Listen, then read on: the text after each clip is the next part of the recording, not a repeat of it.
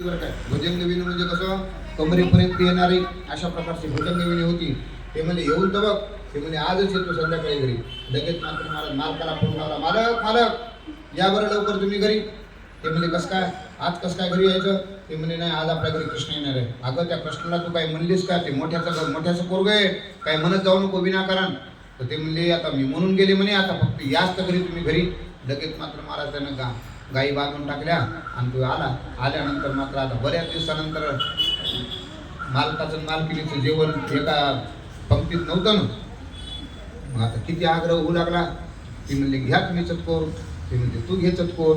असं करता एक घास चिवचा एक घास काहूचा, दोघीचं आवडीनं जेवण झालं ना. आवडीनं जेवण झाल्यानंतर पोट डम झालं बघ. काळी तीनला लागलं. काळी तीनला लागल्यानंतर मात्र मला जाता लगेच माणसाला झोप येते ना. हा का लगेच काळीचं पोट भरल्यानंतर माणसाला झोप येते. पण ही म्हणली अजिबात झोपू नका. अगं म्हणला मी दिवसभर म्हणला गाई वळत या ठिकाणी अशा प्रकारचं फिरलो, मला झोप यायली, मला झोपू दे. ते म्हणे नाही झोपायचं नाही. ते म्हणे का झोपायचं नाही. ते म्हणे कृष्ण पण नाही येणार आहे. मग ते म्हणे असं करू नका, दोघं जागरी राहण्यापेक्षा मी 3 घंटे पहिल्यांदा झोपतो, नंतर 3 घंटे तू झोप बरं काय. ते म्हणला काय हरकत नाही. पण आता कसं आहे माहिती आहे का, एक माणूस झोपलं की दुसरं माणूस जागा राहते का. एकानं जांभळी दिली, मी आता जांभळी दिली की कड जांभळ्या तुम्ही देऊ शकता. संसर्ग आहे ना, एक ना मी खोकलो की तुम्ही खोकलता, अशा प्रकारचं होत असते. आणि म्हणून तशा प्रकारचं मात्र मला त्या ठिकाणी आता हिची मालिका शेवटची मालिका होती आपबीती. शेवटची आपबीती शेवट आहे ना. आता नवीन मालिका लागल्यात कोणत्या पण तशा पद्धतीत मात्र महाराज त्या ठिकाणी मालिका संपली. आणि ही पण मात्र महाराज झोपली बरं काय. झोपल्यानंतर भगवान परमात्मा रात्री 2 वाजता आले. नुसती चटकीनाशी चुटकीच वाजवली.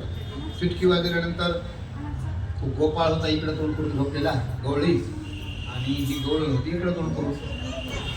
फक्त अशी चिटकी वाजवल्यानंतर लगेच मात्र मला त्याचं तोंड इकडे झालं. भगवंतानं दुसरं काहीच नाही केलं.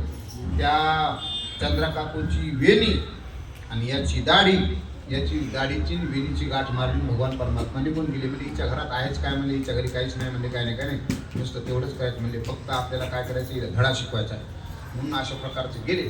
सकाळी आता रात्री भरपूर जेवण झालं. 4ला अलाराम वाजला ना. अलाराम वाजले की दोघंही उठले. दोघं उठू लागले. उठत असताना गवळण लवकर उठू लागली ना. गवळण उठायला गेली की खसकन त्याच्या दाढीला हिसका बसला. आणि हिसका बसल्यानंतर ते म्हणू लागला, लाज वाटते का म्हणला आता. मस्त होनिया मातली धांगडींकडे, मस्त होनिया मागली धांगडी, मस्त होनिया